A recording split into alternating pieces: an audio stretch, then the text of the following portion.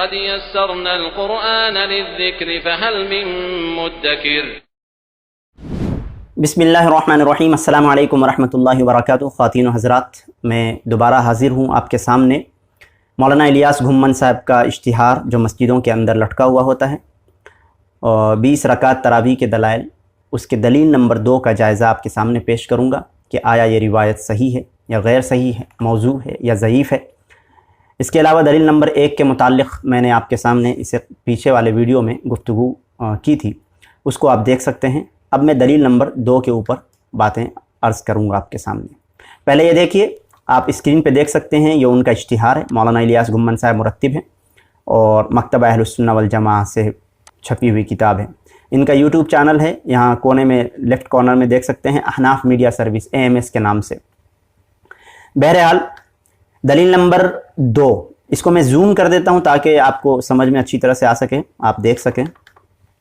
دلیل نمبر 2، آج ہم دیکھتے ہیں دلیل نمبر 2 کا کیا حال ہے. دلیل نمبر 1 کا حال آپ نے دیکھ لیا. یہ روایت جو پہلی روایت ہے وہ ضعیف موضوع ہے اور اس کا حوالہ میں نے دے دیا تھا. یہ دلیل نمبر 2 ہے، آپ دیکھ سکتے ہیں دلیل نمبر 2. پہلے عربی عبارت دیکھ لیتے ہیں.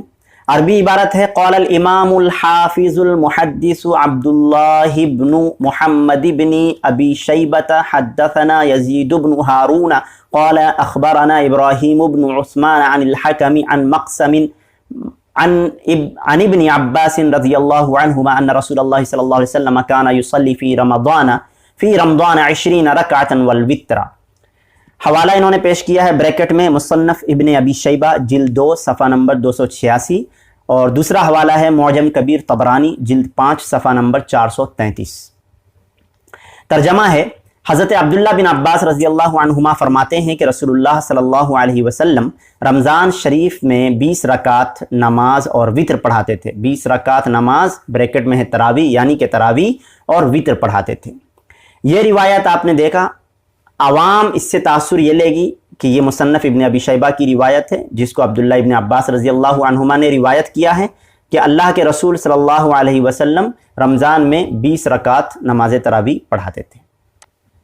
یہ اشتہار کا پیغام عوام تک پہنچ گیا. یہاں پر اس حدیث کی کنڈیشن کیا ہے، اس کے متعلق کچھ بھی نہیں لکھا ہے. جیسا کہ پچھلے دلیل نمبر 1 کا بھی وہی حال ہے، اس کے اندر بھی کچھ نہیں لکھا ہوا، اس کا جواب تو دے دیا گیا تھا. دلیل نمبر 2 میں بھی انہوں نے کچھ نہیں لکھا ہے کہ آیا یہ روایت صحیح ہے، ضعیف ہے یا حسن ہے یا کس درجے کی روایت ہے. بس عوام کو کیا چاہیے؟ عوام کو چاہیے قال رسول اللہ صلی اللہ علیہ وسلم. عوام نے سمجھا یہ اللہ کے رسول کی حدیث ہے، اللہ کے رسول کا عمل ہے، عمل پیرا کرو. اور یہ ضرورت کب پیش آتی ہے؟ اس وقت ضرورت پیش آتی ہے جب دلیل مضبوط نہ ہو، دلیل صحیح نہ ہو، ان کے پاس غلط ان کا عمل ہو، اللہ کے رسول کی صحیح حدیث کے خلاف ہو یا قرآن کے خلاف ہو، تب یہ سب ہیلے اور یہ سب جو فراڈ کیے جاتے ہیں. یعنی کہ ضعیف ہو، موضوع حدیث ہو، اس کو سامنے رکھ کے اس کے اندر کچھ چھپا دیا جاتا ہے، تلبیس کی جاتی ہے، اور پھر عوام کے سامنے ایک نئے پیکٹ کے ساتھ ایک اچھے انداز میں بڑا اشتہار کلرفل وہ چپکایا جاتا ہے تاکہ عوام کو سمجھ میں آیا ارے ہمارے پاس بھی دلیل ہے، ہمارے علماء غلط نہیں بول رہے ہیں.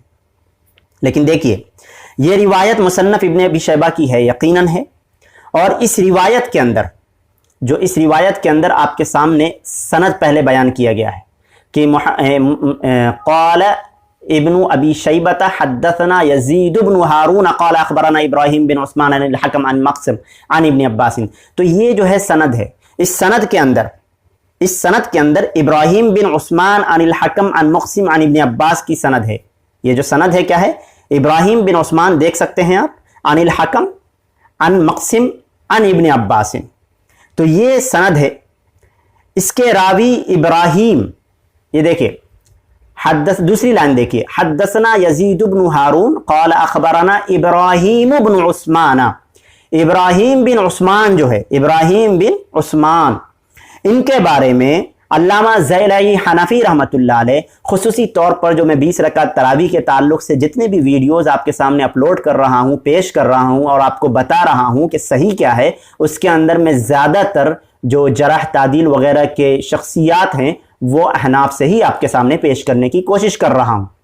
جیسے کہ انور شاہ کاشمیری رحمۃ اللہ علیہ، اس کے علاوہ علامہ زیلی حنفی، عبدالحی لکھنوی حنفی، اور ان کے علاوہ جو بھی شخصیت ہیں جیسے ملا علی قاری حنفی، ان حضرات رحمہمullah ان کی ہی جو تنقیدات ہیں اور ان کا جو جرح ہے وہی آپ کے سامنے پیش کرنے کی کوشش کر رہا ہوں۔ لہٰذا یہ دیکھیے کہ اس کے اندر جو اخبارنا ابراہیم بن عثمان ہے، یعنی کہ ابراہیم بن عثمان جو ایک راوی ہے جو اس حدیث کو روایت کرنے والا ہے، اس کے متعلق علامہ ذیلعی حنفی رحمۃ اللہ علیہ متوفہ 762 ہجری وہ فرماتے ہیں قال احمد منکر الحدیث، یعنی کہ امام احمد رحمۃ اللہ علیہ نے کہا ہے کہ یہ منکر احادیث بیان کرتا تھا، یہ منکر احادیث بیان کرتا تھا۔ نصب الرایہ جلد 1 صفحہ نمبر 53 پہ آپ دیکھ سکتے ہیں۔ تو علامہ ذیلعی حنفی رحمۃ اللہ علیہ نے نصب الرایہ میں اس کی ایک حدیث کو ضعیف کہا ہے، اور صفحہ نمبر 67 پر بہقی سے یہ قول نقل کیا ہے کہ وَهُوَ ضعیف، یعنی کہ نصب الرایہ کے اندر اس حدیث کو ضعیف کہا ہے، اور امام بہقی رحمۃ اللہ علیہ کا قول نقل کیا ہے اور کہا ہے، لکھا ہے کہ امام بہقی فرماتے ہیں وَهُوَ ضعیف، وہ ضعیف ہے، نقل کیا ہے۔ کس نے؟ علامہ ذیلعی حنفی رحمۃ اللہ علیہ نے۔ اور اس کے علاوہ جلد 2 صفحہ نمبر 153 پر ابو الفتح سلیم بن ایوب الرازی الفقیہ سے یہ قول نقل کیا ہے۔ یہ کون نقل کر رہے ہیں؟ علامہ ذیلعی حنفی۔ کس کتاب میں؟ نصب الرایہ کے اندر۔ کس کے متعلق؟ اسی شخص کے متعلق، اسی راوی کے متعلق، ابراہیم بن عثمان کے متعلق۔ وہ قول پہلے تو انہوں نے یہ کہا کہ یہ روایت، یہ ایک حدیث کے بارے میں انہوں نے کہا کہ یہ ضعیف ہے، پھر وہ فرماتے ہیں کہ امام احمد رحمۃ اللہ علیہ نے کہا ہے کہ منکر الحدیث ہے، یہ جو راوی ہے، یہ جو ابراہیم بن عثمان ہے، یہ منکر الحدیث ہے۔ دوسرا پھر انہوں نے امام بہقی رحمۃ اللہ علیہ کا قول نقل کیا کہ امام بہقی نے فرمایا ہے وَهُوَ ضعیف، وہ ضعیف ہے۔ اس کے علاوہ ابو الفتح سلیم بن ایوب الرازی الفقیہ کا قول نقل کیا ہے، اور وہ لکھتے ہیں وَهُوَ مُتَّفَقٌ عَلَى ضُعْفِهِ، اور اس کے ضعیف ہونے پر اتفاق ہے۔ یہ کون نقل کر رہے ہیں؟ علامہ ذیلعی حنفی رحمۃ اللہ علیہ۔ کس کا قول؟ ابو الفتح سلیم بن ایوب الرازی الفقیہ کا، کہ یہ فرماتے ہیں، یہ امام فرماتے ہیں کہ وَهُوَ مُتَّفَقٌ عَلَى ضُعْفِهِ، کہ اس کے ضعیف ہونے پر اتفاق ہے۔ پھر امام عینی حنفی رحمۃ اللہ علیہ، علامہ عینی حنفی رحمۃ اللہ علیہ، وہ فرماتے ہیں کہ اسے ابراہیم بن عثمان کو شعبہ نے کاذب کہا ہے، یعنی کہ جھوٹا کہا ہے۔ امام شعبہ نے کیا کہا ہے؟ جھوٹا کہا ہے۔ اس کے علاوہ امام احمد، امام ابن معین اور امام بخاری اور امام نسائی، یہ شخصیتیں کون ہیں؟ یہ جن کا نام لیا جا رہا ہے امام احمد، امام ابن معین، امام بخاری، امام نسائی، سب سے اعلیٰ درجے کے محدثین ہیں، سب سے اعلیٰ درجے کے محدثین ہیں۔ ان حضرات نے بھی ضعیف کہا ہے، اور ابن عدی نے اپنی کتاب الکامل میں اس حدیث کو اس شخص کی منکر روایات میں ذکر کیا ہے، یعنی ان کی جو منکر روایات ہیں اس میں الکامل کے اندر جو ہے ابن عدی نے کہا ہے کہ ان کی منکر روایات میں سے یہ ہے۔ عمدۃ القاری جلد 1 صفحہ نمبر 128۔ تو عمدۃ القاری آپ دیکھ سکتے ہیں، اس کے اندر یہ تمام کا تمام لکھا ہوا ہے۔ اسی طرح سے امام ابن حمامہ حنفی رحمۃ اللہ علیہ فتح القدیر کے اندر، اور عبد الحی لکھنوی حنفی رحمۃ اللہ علیہ نے اپنے فتاویٰ کے اندر اس حدیث پر جرح کی ہے، اس حدیث پر جرح کی ہے۔ کون سی حدیث؟ دلیل نمبر 2 کے اندر جو اشتہار کے اندر موجود ہے ابن عباس رضی اللہ تعالیٰ عنہ سے۔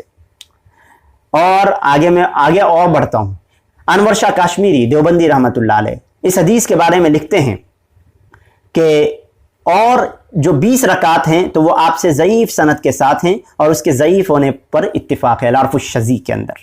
کون؟ وہ عبارت یہ ہے وَعَمَّا 20 رَكَعَةً فَهُوَ عَنْهُ عَلَيْهِ السَّلَامُ بِسَنَدٍ ضَعِيفٍ وَعَلَى ضَعْفِهِ اتفاق، اور اس کے ضعیف ہونے پر اتفاق ہے، اس کے ضعیف ہونے پر اتفاق ہے۔ تو یہ میں نے مختصراً آپ کے سامنے بیان کر دیا ہے۔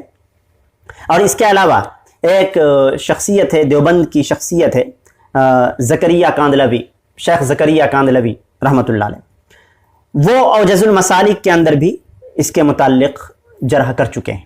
اوجز المسالک ان کی کتاب ہے، کن کی؟ شیخ زکریا رحمۃ اللہ علیہ کی۔